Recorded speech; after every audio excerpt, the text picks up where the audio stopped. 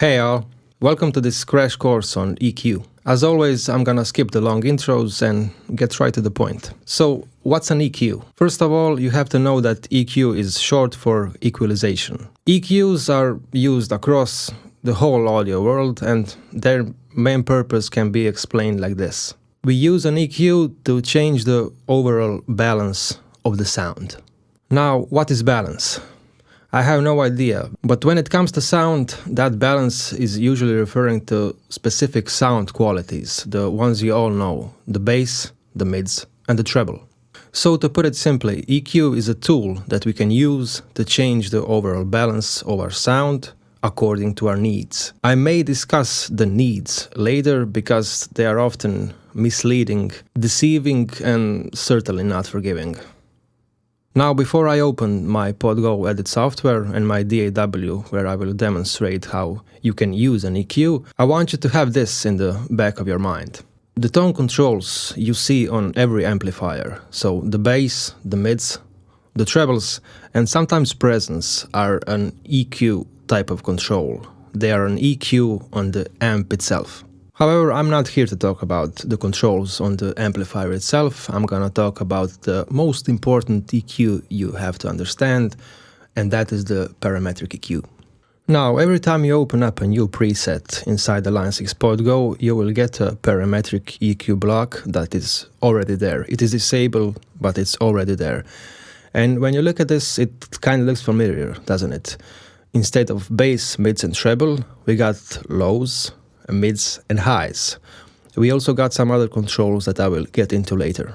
Now, the first thing that you're probably wondering now is how do these controls differ from the ones you have on the amp? Well, I'm gonna simplify the whole world of guitar and bass amplification right here, but the controls you see on the amp, like this bass control on this US double normal amp, is usually centered around a specific frequency, or better to say, a specific frequency range. Now, with the parametric EQ, you have the option to change what will the center frequency be and where will you manipulate your tone. So as you can see, as we move this slider around, we can change the center frequency that we want to manipulate.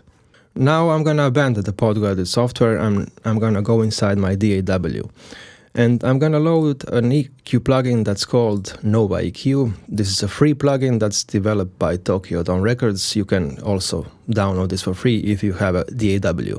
And let's try to replicate the settings we have on the parametric EQ inside this Nova EQ. So let's see what's going on here. We got three frequencies. We got 110, 2K, 8K, and the Q factor that I'm gonna explain right now is at 0.7. So with an EQ, you can do a boost or a cut, which means you can add level or you can subtract level from a specific sound. So we're adding 3 dB at 110. Now, as you can see from this graph, it's not only the 110 frequency that is affected. There is plenty below 110 and plenty above 110 that are also getting affected. Now, about the Q factor. The wider this thing is, the wider this bell boost, this is called a bell boost or a bell cut, we can also make a cut with this. As we widen the Q, or as we bring it down, the more wider the boost or the cut becomes. The more we bring up the Q factor, the more narrow it becomes, you see? And once you push the Q factor all the way up to the max, this thing is usually called a notch filter. So with the maximum Q, you can see that the boost or a cut is very narrow. So it's not affecting a whole lot of frequencies either before or after the center frequency. Also inside this EQ, you can see that we have two other controls. One is a low cut and the other one is a high cut. Low cut is also known as a high pass filter, and high cut is known as a low pass filter, and I'm gonna show you why they call like that. So check this out. This plugin also has a low cut and a high cut, but they are called a high pass and a low pass filter. So let me engage a high pass filter, which is a low cut. So the reason why it's called a high pass is because, as you can see, we're eliminating the stuff that's on the bottom and we're letting the highs go through. And the same goes for the low pass. As you engage the low pass, you are determining how much of the lows are gonna get through. From what I know, the low cut and the high cut, which means the high pass and the low pass filters, are considered to be gentle. And how aggressive or how gentle a low cut or a high cut is expressed by how much dBs per octave are we cutting. So the way low cuts and high cuts work inside the PodGo is by utilizing either the 6 dB per octave cuts or 12 dB per octave cuts. Now, check this out. When I engage this filter, this high pass filter, which is the low cut, you can see that it's cutting 12 dB per octave. Now check out what happens when I make this more drastic. This is 24 dB per octave. This is 72 dB per octave. As you can see, the slope is very aggressive, so we are aggressively eliminating the low frequencies, which is something you may or may not want in this case. For most of the tones, for most of the guitar tones, I prefer to have gentle filters.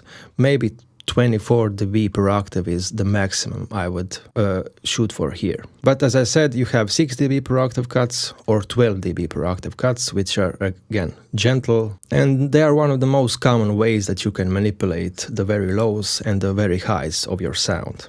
The very last control inside the parametric EQ is level. As you can see on the bottom here, we can control the level. We can either cut it or boost it. Now, the reason why you have a level control in any EQ is to compensate for any loss or gain of volume. For example, if you do something like this, if you boost the low end by 3 dB, if you boost the mids by 3.5 dB, if you boost the high end by another 4 dB, you're essentially raising the level of your sound. Now, if I go back to the TDR Nova plugin, you've essentially done something like this. You've boosted the lows, you've boosted the mids, and you have boosted the highs, which means that your sound is now much louder, and although its balance is different, it is still louder. You did change the balance of the sound, but you also changed its level, which means that if you want to decide if a sound is good or not, you have to probably compensate for the abundance of gain you have now. And when you go back to PodGo edit and this parametric EQ right here, if you're doing a lot of boosting, you can compensate for that by cutting the level, because the level control in this case is affecting the whole range. It's not affecting any specific frequency. Also, vice versa applies here. If you have done a lot of cutting and you cut this and you've cut this and you've cut this, then the overall level of your guitar sound is probably much lower than it was when you started EQing. And again, you can compensate for the volume loss by bringing up the level control. Now I want to explain two other type of EQs that you're probably gonna use inside the Line 6 PodGo. First, I want to explain what's the difference between a shelf boost and a bell boost. So the boosts or the cuts you do with a parametric EQ, again, depending on the Q factor, are considered as a bell boost because this shape is kind of like a bell. However, there's another shape that we can also use to shape our tone, and that is the high and low shelf. I'm going to replicate these exact same settings that we have on the low and high shelf in the pod with that plugin of mine. Now check out what happens, or check out what would happen if you would do this. If you would boost a 300 shelf by 3.8 dB. We have a 300 shelf and we're gonna boost it by 3.8 dB. Unfortunately, I don't know what is the Q factor of the shelf inside the Line 6 PodGo, but considering how gentle are the high pass and the low pass filters, I'm gonna presume that the shelves are also gentle. So you can see what are we doing with a low shelf boost, or a high shelf boost, or a high shelf cut. As you can see, this is a much more drastic way to alter the high end and the low end of your tone, because this frequency right here, 300, is not a center frequency. I mean, it kind of is, but everything before it will get a boost. And the same goes for the high shelf, this frequency of 3000 Hz. Everything after it will get a boost. The final thing that I'm gonna explain in this video is tilt EQ. And I know a lot of people online use tilt EQ, and I know a very good reason why they're using a tilt EQ. Again, I'm going to replicate these settings inside the TDR Nova plugin. With the Tilt EQ, you're changing the balance of your overall tone, the bass, the mids, and the treble, but you're doing it around just one frequency. You're using just one frequency to alter the amount of highs and the amount of lows. So let's say you want to do something like this. Your tone is too dark, and you want to make it brighter, and you just go and make it bright 40. So if you did that inside the Podgo, you've probably done something like this. You have pushed the high end, but you have also lowered the amount of low end. So you can imagine a Tilt EQ as literally, and I don't know what's the word like right now. Is it Libra? The thing where you weigh stuff on. I think it's a Libra. This is the center frequency. This is your tone. And Tilt EQ is doing this. You're tilting the amount of lows or the amount of highs you want. The track I have in front of me is one of the rhythm guitar tracks that I have recorded for the Trainwreck amp demo that you can see on my channel. And I have this TDR Nova plugin inserted right here. I'm not gonna turn this video in why you should use an EQ. This was more of an how to use an EQ. So let's play this track, and I'm gonna do some pretty random EQing because it's random, because it's out of context. I've done this with a song that had drums, a bass track, and one or two background layer synth tracks. So EQing out of context does not make a whole lot of sense, or honestly, it doesn't make sense at all. But I'm gonna do it here just to demonstrate some of the controls that I've explained here.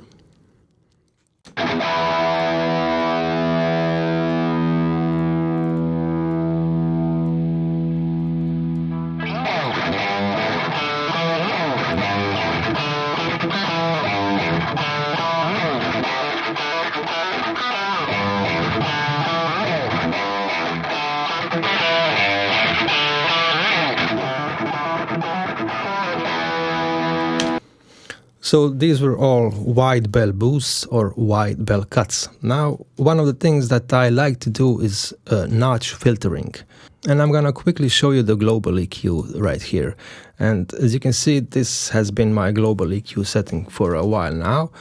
And this frequency of 5.0K is one that troubles me a lot, and this is the one that I seem to be cutting a lot in most of my guitar recordings. So 3.7, 4.7, 5.0, I have eternal hate relationship with those frequencies, and I don't want them. So let me demonstrate notch filtering.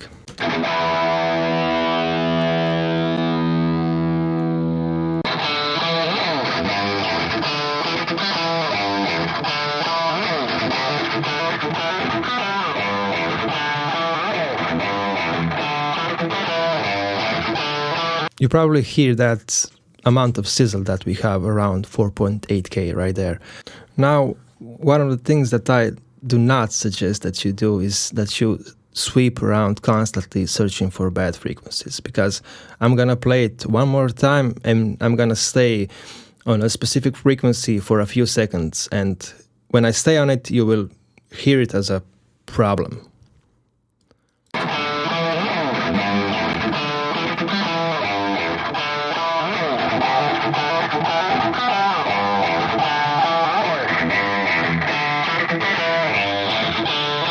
So when you're doing notch filtering, try to focus on one or two frequencies that you find the most offensive and that are hurting either your tone or the mix too much.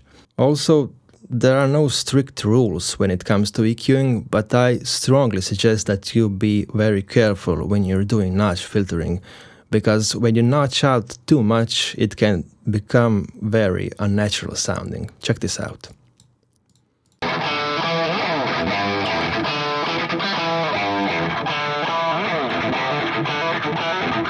This may eliminate that 4.8 completely, but it's not gonna sound good in the mix, trust me.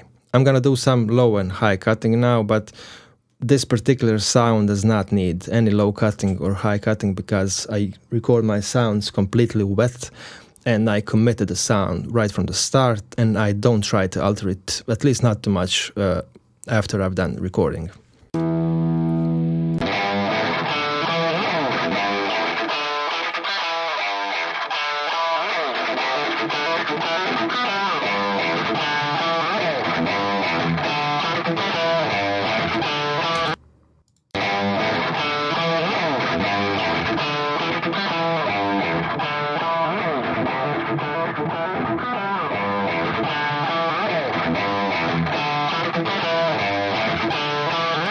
I think this is pretty self-explanatory. The more you cut, the more low end you will lose. And now this is the point where I would have to use the use your ears argument, and I'm not a fan of that argument, because people that are just familiarizing themselves with EQ controls, they probably don't know exactly what to listen for. But I suggest that you try to follow some common sense, which is another dangerous term. So if you did something like this,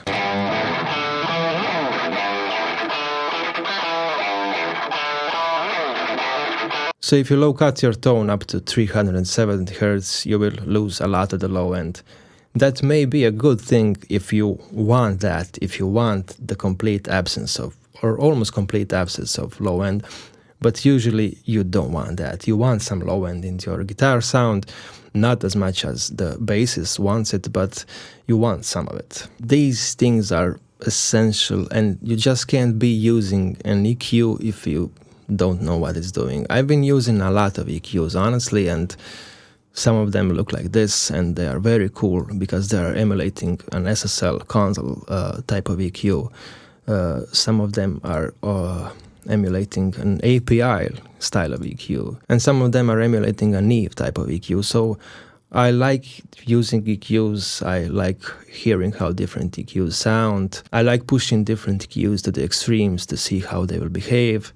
And generally, I use EQs literally every week when I'm doing something, either with production, with recording, with editing, or with whatever. Anyway, I hope that you understand your EQ tools you have inside the Line 6 Pod Go a bit better now. But again, I want to repeat two things. Don't do EQing out of context, and don't do it just because you saw someone else do it. And that's it. Bye all.